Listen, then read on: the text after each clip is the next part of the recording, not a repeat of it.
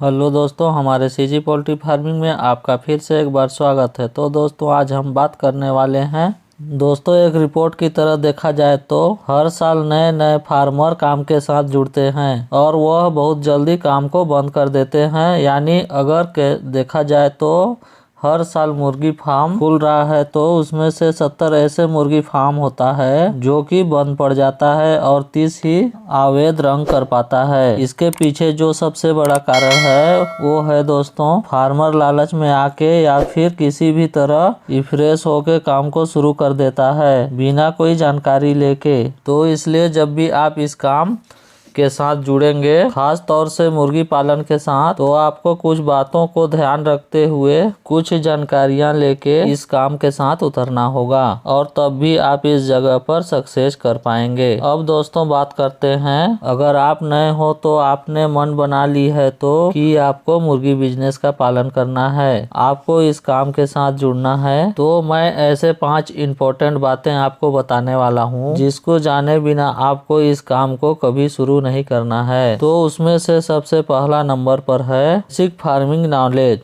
यानी दोस्तों आपको साधारण मुर्गी पालन का जो जानकारी जरूर ले लेना चाहिए, तभी आपको इस काम को शुरू करना चाहिए दोस्तों। जैसे दोस्तों साधारण जानकारी में बहुत सारा आ जाता है। मुर्गी के चिक्स का आ जाता है, उसको कैसे पाला जाता है, 1 से लेके 60 दिन तक ब्रूडिंग स्टेज तक कैसे पाला जाता है, क्या क्या खिलाया जाता है, उसके साथ आपको कौन कौन सा मेडिसिन देना है, कैसे इस्तेमाल करना है। तो ऐसे बहुत सारी इम्पोर्टेंट बातें हैं, ये सबको आपको जानना चाहिए, तब भी आपको इस काम को शुरू करना चाहिए। अब दोस्तों कभी कभी बहुत सारे फार्मर बिना जानकारी लिए मुर्गी पालन तो शुरू कर देते हैं, लेकिन उसके बीच में जब भी छोटा मोटा बीमारी या फिर बड़ा बीमारी आ जाता है तो वो इधर उधर भटकते रहते हैं और इलाज के बारे में सबको पूछते रहते हैं और सही टाइम पर सही इलाज ना मिलने का कारण उनको बैच में बहुत सारा नुकसान हो जाता है, मुर्गी का मोर्टेलिटी हो जाता है।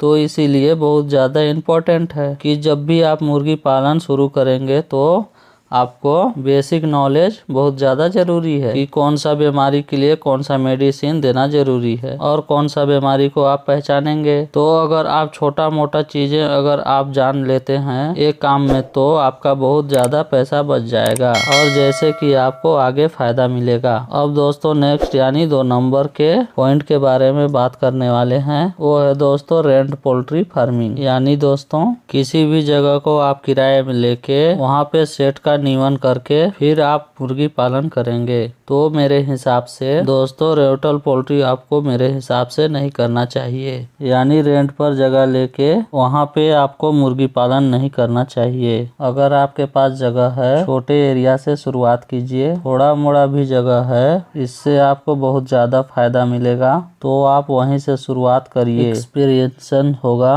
उसके साथ साथ आपकी जो रिस्क है वो बहुत कम रहेगा कि वह दोस्तों जब भी आप इस काम को करेंगे तो शुरुआत में 1-2 बैच आपको लॉस हो सकता है, आपको प्रॉफिट नजर ना आए। तो वैसे में अगर आप खुद के जमीन में करेंगे तो आपका कोई प्रॉब्लम नहीं होगा। आपका अगर जो पैसा लगा है वो भी अगर निकल जाता है तो आप काम को आगे बढ़ा सकते हैं। लेकिन वही अगर आप रेंट में जगह लेकर काम करेंगे तो सपोज आपका बैच में थोड़ा नुकसान हो गया तो प्रॉफिट नहीं आया, तो जो रेंट का ओनर है वो इस चीज को नहीं देखेगा और आपका हर महीना वह पैसा लेते जाएगा। तो वैसे में आपका बहुत बड़ा टेंशन रहेगा। एक तो वैसे भी बैच में प्रॉफिट नहीं और उसके साथ साथ आपके हर महीने रेंट भी देना है।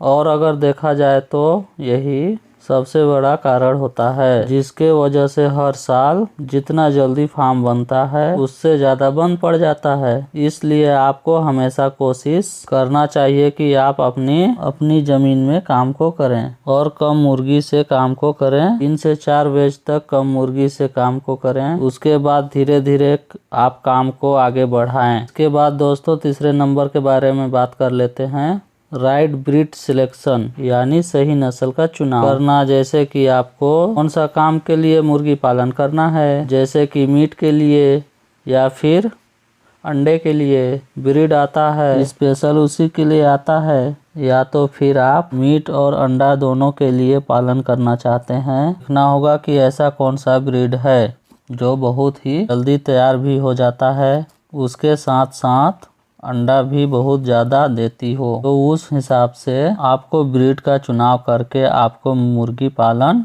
का काम शुरू करना है। लेकिन इसके साथ साथ आपको और एक चीज़ में ध्यान देना है, वो जो भी ब्रीड आप पाल रहे हैं आपके लोकल मार्केट में उसका डिमांड होना बहुत ही ज़्यादा ज़रूरी है। अगर आप ऐसे मुर्गी का चुनाव कर ली जिसे गांव घर में के एरिया से बिलोंग करते हैं और वहां पर आप बटेर मुर्गी का पालन कर लिए कि हम बटेर पालेंगे, क्या आप उस ब्रीड को बेच पाएंगे? जैसे कि सुना जाता है कि बटेर पीस पर बिकता है तो वो महंगा लगता है, तो आपका बटेर को कोई नहीं खरीदेगा। तो आप गांव में पालन कर लेंगे, आपका पूरा का पूरा वेस्ट चला जाएगा, टाइम भी पैसा भी चला जाएगा। तो इसलिए सही जगह पे आपको सही मुर्गी का पालन करना है। इसके बाद दोस्तों चौथे नंबर पर वह है कि मैनेजमेंट। मुर्गी फार्मिंग में सही मैनेजमेंट, सही रहना बहुत जरूरी है, क्योंकि अगर आप मैनेजमेंट सही नहीं रहेगा तो आपकी मुर्गी में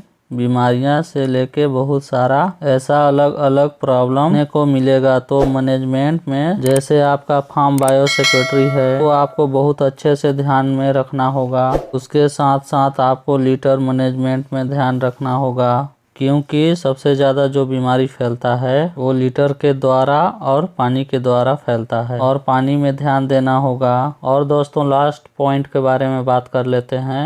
5वां नंबर का पॉइंट है टाइम और न्यू बैच, यानी एक बैच खत्म होने के बाद जो दूसरा बैच का रहेगा उसके बीच में आपको गैप देना बहुत ही ज़्यादा ज़रूरी है। जैसे एक बैच ख़त्म होने के बाद कम से कम 10 से 12 दिन का आपको गैप देना है, उसके बाद आपको डालना है। बहुत सारे फार्मर हैं जो कि लालच से जल्दी प्रॉफिट कमाने के चक्कर में वो एक बैच ख़त्म करते हैं और उसके 2-3 दिन में दूसरा बैच डाल देते हैं। ऐसा करने से आपको बहुत बड़ा नुकसान हो सकता है। आपको ऐसा नहीं करना है, आपको 8 से 10 दिन तक गैप देना है दोस्तों। तो दोस्तों ये था मेरा 5 पॉइंट। इसके अलावा और बहुत सारी बातें हैं जिसको आपको जानना बहुत ज़रूरी है। तो मैं और इसी तरह नए जानकारी आपके लिए लाते रहूँगा। मिलते हैं अगले वीडियो। लास्ट तक वीडियो को वॉच करने के लिए दिल से धन्यवाद।